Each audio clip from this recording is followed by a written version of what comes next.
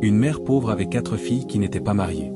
Un jour, l'aînée tomba gravement malade, et sa mère l'emmena chez le médecin, qui lui dit « Votre fille est enceinte ».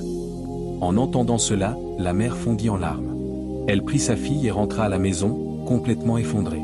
Une fois arrivée, elle s'assit avec sa fille et lui dit « Dis-moi qui t'a fait ça et comment cela est arrivé ». Elle se mit à la frapper violemment, jusqu'à ce que sa peau devienne bleue et que ses yeux gonflent à force de pleurer. La fille répétait « Maman, je n'ai rien fait. Je ne sais pas qui est cet enfant ni comment il est arrivé. Fais-moi confiance. Je n'ai jamais fait cela. Je n'ai jamais parlé à aucun homme de toute ma vie. Je jure que je ne sais pas comment cet enfant est entré dans mon ventre. » Le ventre de la jeune fille commença à grossir. Avec le temps, la plus jeune des filles se mit elle aussi à pleurer, et à crier, se plaignant de fortes douleurs au bas-ventre. Sa mère l'emmena chez le médecin, qui lui dit « Votre fille est également enceinte ». La mère fut choquée au point que son cœur faillit s'arrêter. Elle ramena sa fille à la maison et lui fit subir la même chose qu'à sa sœur. Elle la frappa violemment, presque jusqu'à la tuer. La jeune fille cria et répéta les mêmes paroles que sa sœur. « Je n'ai rien fait. Je ne sais pas comment cela est arrivé. Nous restons à la maison et nous ne sortons jamais. » La mère commença alors à se demander qui pouvait avoir fait cela à ses filles, alors qu'elles ne sortaient jamais de la maison. Quelques jours plus tard, la même chose arriva à sa 3e fille, puis à la 4e, qui n'avait que 15 ans. Le médecin lui confirma que toutes ses filles étaient enceintes. La mère pleurait nuit et jour, se demandant qui avait pu commettre un acte aussi ignoble envers ses 4 filles. Leur ventre grossissait et les signes de grossesse apparaissaient clairement. Elle se dit en elle-même « Nous sommes détruites. Que se passe-t-il dans ma maison, à l'intérieur même de mon foyer ?» La mère vivait avec ses filles dans une vieille maison. Elles étaient très pauvres. Leur père était mort alors qu'elles étaient encore petites. La mère s'était épuisée au travail pour les élever. Elle travaillait comme domestique dans les maisons des riches. Elle lavait, nettoyait, faisait le ménage, et rapportait à ses filles les restes de nourriture des riches, pour qu'elles puissent manger.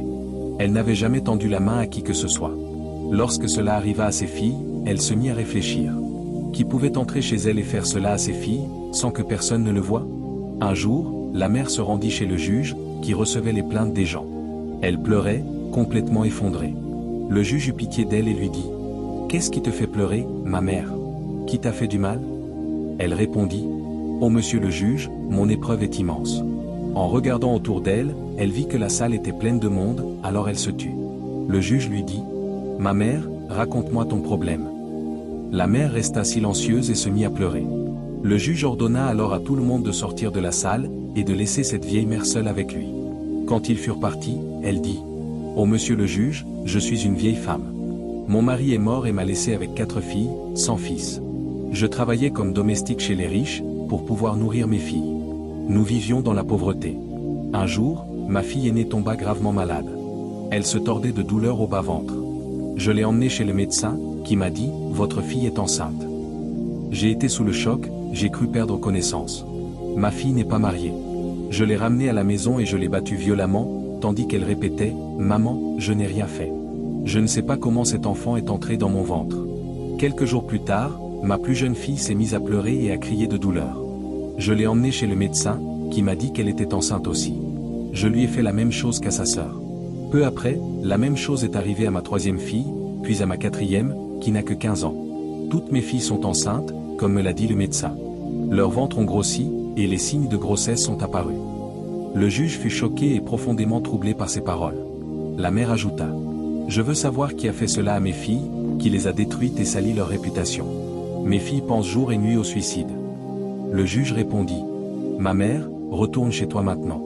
Je réglerai ce problème, et je chercherai le coupable dès aujourd'hui. » La mère rentra chez elle, plongée dans un profond silence et une grande tristesse.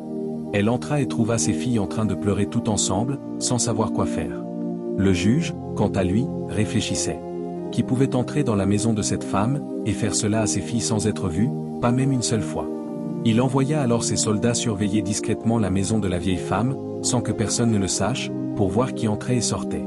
Pendant plusieurs jours, ils ne virent qu'un seul homme, il venait la nuit, déposait un sac de nourriture devant la porte de la maison, puis repartait.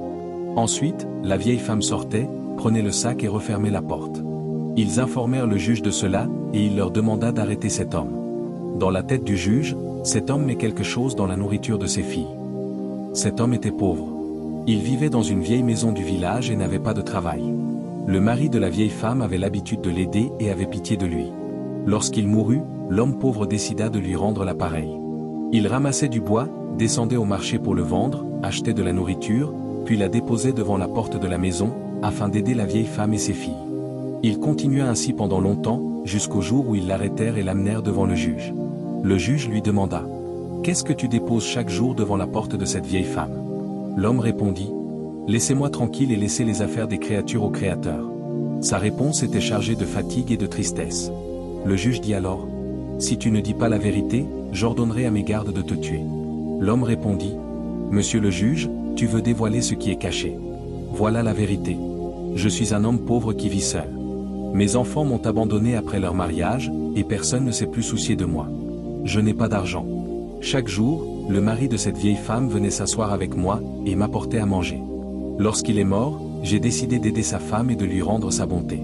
Chaque jour, je vais dans la forêt ramasser du bois, je le vends, j'achète de la nourriture avec l'argent, et je la dépose devant sa porte, puis je repars sans que personne ne me voie. » Le juge lui demanda alors: « Pourquoi as-tu fait cela aux filles de cet homme qui t'aidait ?» L'homme répondit: « Je ne leur ai rien fait. » Le juge dit: « Elles sont toutes enceintes. » Puis il appela ses gardes et leur dit: « Emprisonnez-le jusqu'à ce que le bourreau arrive demain. » L'homme criait: « Je n'ai rien fait. Je n'ai jamais fait dans ma vie quelque chose de pareil. » Le juge resta pensif, réfléchissant aux paroles de l'homme, et se dit en lui-même: « S'il dit la vérité, alors qui a bien pu faire cela à ses filles ?» Il se rendit chez elles pour leur parler et leur demanda: « Qui est entré dans votre maison ?» Chacune d'elles répondit: « Personne n'est entré dans notre maison et personne ne nous a fait cet acte ignoble. Mais nous avons ressenti des douleurs au ventre, et lorsque nous sommes allés chez le médecin, il nous a dit que nous étions enceintes. Nous sommes des filles de religion et de moralité. Nous sommes pauvres, mais nous sommes honorables et chastes. » Le juge dit alors: « Envoyez ces filles chez un autre médecin pour un nouvel examen. » Après les analyses et les examens médicaux, il apparut que les 4 filles souffraient d'une grave maladie héréditaire de l'estomac, et que si elles n'étaient pas opérées en urgence, elles mourraient. La mère fut sous le choc et dit: « Quelle maladie? Et comment peut-elle toucher mes 4 filles ?» Le médecin répondit: « C'est une maladie de la famille. Une opération est indispensable au plus vite. Le coût de l'opération pour chaque fille dépasse 500 000. » La mère éclata en sanglots, s'effondra en pleurant et cria: « Mes filles vont mourir à cause de moi, car je suis pauvre et je n'ai pas l'argent pour les sauver. » Elle se rendit alors chez le juge, lui demanda de gracier l'homme et le remercia pour l'aide qu'il avait apportée à elle et à ses filles. Elle lui dit que ses filles allaient mourir. L'homme lui demanda: « Pourquoi ?» Elle répondit: « Mes filles souffrent d'une grave maladie et doivent subir une opération, mais le coût est de 500 000. » L'homme lui dit alors: « Je prendrai en charge le coût des opérations. Ne t'inquiète pas. Peut-être que Dieu a fait de moi un moyen sur ton chemin afin de sauver tes filles. » Le juge écoutait, stupéfait par ces paroles, et lui dit: « Sais-tu ce que tu dis? Cette opération nécessite énormément d'argent. » L'homme répondit qu'il possédait une grande fortune, qu'il avait accumulée toute sa vie pour assurer l'avenir de ses enfants. Mais lorsque ses enfants se sont mariés, ils l'ont abandonné et ne se sont plus jamais souciés de lui. C'est pour cette raison qu'il avait décidé d'aider ses filles, de donner toute sa fortune aux pauvres et de ne rien laisser à ses enfants. Ils se rendirent alors à l'hôpital. Les filles entrèrent en salle d'opération, et par la volonté de Dieu, elles furent guéries. Leur vie devint meilleure qu'elle ne l'avait jamais été. La mère pleurait jour et nuit et disait à l'homme: « Dieu a voulu cela afin que tu sauves mes filles dès les premiers symptômes de leur maladie, avant qu'elles n'atteignent un stade avancé. » L'homme leur dit: « Ne vous attristez pour rien de ce qui vous arrive. Car ce que vous voyez comme un mal peut être, auprès de Dieu, un bien. » Cet homme avait été abandonné par ses enfants, qui ont préféré porter le poids de la douleur de l'au-delà. Lui, en revanche, n'a pas supporté de voir une pauvre femme et ses filles souffrir ne serait-ce que quelques instants de la douleur de ce monde. Il leur a donc donné tout son argent.